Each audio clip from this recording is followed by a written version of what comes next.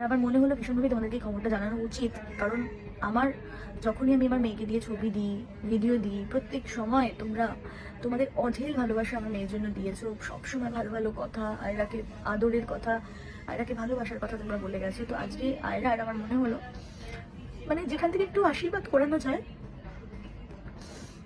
তাই জন্য আমি ভিডিওটা করছি, যাতে যেখান থেকে তোমরা সবাই যেন মিলিয়ন মিলিয়ন আশীর্বাদ দাও। হয়তো এখানে বলতে পারো লোকে যে ভিডিও ভিডিও দিয়ে রিচ বাড়ানোর জন্য আমাকে করতে হবে না ফলো, সাবস্ক্রাইব, কিছু করতে হবে না। শুধু তোমরা যারা দেখছো ভিডিওটা আশীর্বাদ করো, যেন আয়রাকে সবাই করো। আসলে 3 দিন আগে আয়রাকে অ্যাডমিট করতে হয় হসপিটালে। হঠাৎ করে মানে খুব খেলছিল, সব ঠিকঠাক ছিল। হঠাৎ ওর জ্বর আসে, 104 সেটা হয়, অ্যান্ড ওকে ইমার্জেন্সিতে নিয়ে আসতেই ওকে ভর্তি নিয়ে নেয়। তো ভর্তি নিয়ে নেওয়ার সাথে সাথে তোর স্যালাইন চলে, যা যা হয় পরীক্ষা নিরীক্ষা সবই হয়েছে। আপাতত সব নেগেটিভ আছে, একটা দুটো রিপোর্টস আসা বাকি। আজকে 3 দিন আগে অনেকটা বেটার আছে, অনেকটাই বেটার আছে।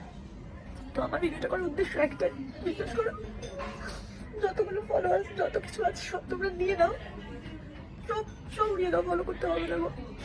কিন্তু যত মানুষ দেখছো শুধু মন থেকে আশীর্বাদ দাও, যাতে আমি কাল পরশু আমার মেয়েকে বাড়িতে নিয়ে যেতে পারি, বাস। আমরাও ঈশ্বরের কাছে প্রার্থনা করি ছোট্ট আয়রা যেন দ্রুত সুস্থ হয়ে ওঠে।